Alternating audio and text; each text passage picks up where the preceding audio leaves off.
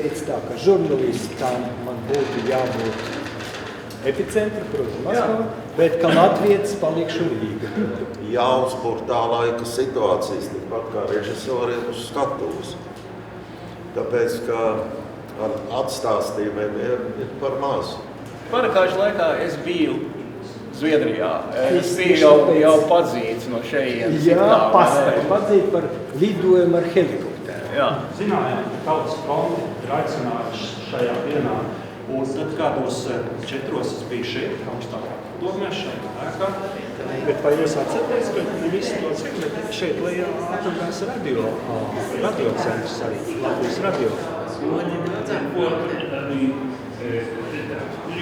Un viņiem bija jāslēpjās. Tur nārstās saka,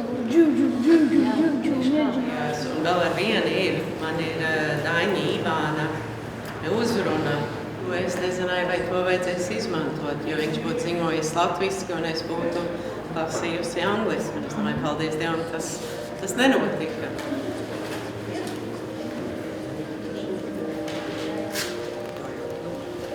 Tas 91.